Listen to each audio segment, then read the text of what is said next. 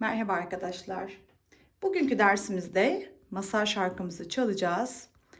Sağ elimizde do, re ve mi notaları mevcut. Sol elimizde de sol, fa ve mi notaları mevcut. Tekrar işaretimiz var gördüğünüz gibi. Onun dışında dört dörtlük bir parça. Melodisi de eğlenceli, güzel bir parça arkadaşlar. Hazırsanız başlıyorum. Bu arada bir vuruşluk notalar ve iki vuruşluk notalar var arkadaşlar. Onlara dikkat edelim. Hazırsanız başlıyorum. Bir ve iki ve üç ve dört ve bir ve iki ve üç ve dört ve bir ve iki ve üç ve dört ve bir ve iki ve üç ve dört ve bir ve iki ve üç ve dört ve bir ve iki ve üç ve dört ve bir ve iki ve üç ve dört ve bir ve iki ve üç ve dört ve bir ve iki ve üç ve dört ve bir ve iki ve üç ve dört ve bir ve iki ve üç ve dört ve bir ve iki ve üç ve dört ve bir ve iki ve üç ve dört ve bir ve iki ve üç ve dört ve bir ve iki ve üç ve dört ve bir ve iki ve üç ve dört ve evet, parçamız bu kadar arkadaşlar. Tekrar işaretiyle ilgili size bir şeyler söylemek istiyorum. Burada parçanın sonunda gördüğümüz tekrar işareti burada parçayı baştan sona kadar tekrar ediyor arkadaşlar. Eğer buradaki gördüğünüz tekrar işareti, burada tekrar işareti dediğimiz iki noktalar, ince ve kalın çizgiler. Bu üçünü bir arada gördüğümüzde bunun tekrar işareti olduğunu bileceğiz. Adı röpriz. Eğer bunun mesela şurada karşılığı olsaydı arkadaşlar, biz buradan buraya dönüp sadece bu iki tekrar işaretinin arasındaki bölümü tekrar edecektik. Ama gördüğünüz gibi bu parçada karşılığı olmadığı için herhangi bir yerde bu parçada başa dönüp tekrar edeceğiz. Anlaştık mı? Anlamadığımız bir yer var mı? Tekrardan bunu konuşabiliriz. Bakalım. Notaların değerlerine bakalım şimdi. Evet, içi dolu saplı notalar gördüğünüz gibi bir vuruşluk notalardı.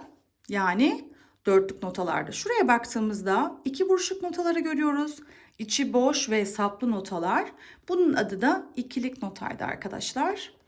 Onun dışında bu parçada bilmediğimiz hiçbir şey yok. Burada her zaman bu kitapta şimdilik sol notasına birinci parmağımızı koyuyoruz. Unutmuyoruz. Fa'ya 2, mi'ye de üçüncü parmağımızı koyuyoruz. Sağ elimizde do 1, re 2, mi'de üçüncü parmağımız arkadaşlar. Bu parmak numaralarına dikkat ederseniz diğer parçalarda da kolaylık çekersiniz deşifreleri yaparken. Deşifrede hiç bilmediğimiz bir parçada arkadaşlar, demiştim, daha önce de söylemiştim. Hangi nota var? Kaç vuruşluk nota var? İşte kaça kadar saymamız gerekiyor? Kaç kaçlık? Sol anahtarı mı var? Fa anahtarı mı var? Ya da her ikisinde de sol anahtarı ya da her ikisinde fa anahtarı mı var? Bunlara dikkat edeceğiz. 3 vuruşluk notamızdan bahsedeceğim biraz şimdi size. Şöyle yapacağım. Evet. 3 vuruşluk notalarımız arkadaşlar içi boş, saplı ve yanında nokta olandı. Çünkü iki vuruşluk notamız bu. İçi boş ve saplı. Bu notanın yanına nokta geldiği zaman bu şekilde yarısı kadar uzatacak. 2'nin yarısı kaç? 1, 2, bir daha 3 arkadaşlar. Bunu unutmayalım. Böyle ikilik notanın yanına nokta geldiğini gördüğünüz zaman onun 3 vuruş olduğunu her zaman bilin. Evet. Arkadaşlar şimdi 3 say parçasını işleyeceğiz. Evet arkadaşlar, burada 3 vuruşluk notalar var çoğunluklu olarak. Sağ elimizde do, re ve mi notaları var yine.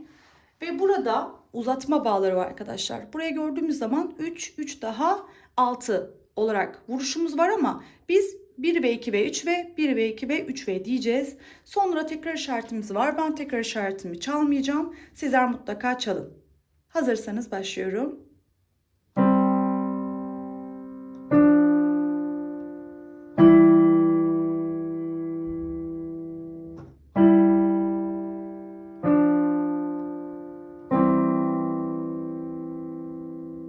Parçamız bu kadar arkadaşlar. Siz tekrarını yapın. Sol elde de sol, fa ve burada da mi, sol birlikte çalıyoruz. Bunu unutmayın. Burada bağları mutlaka yapın.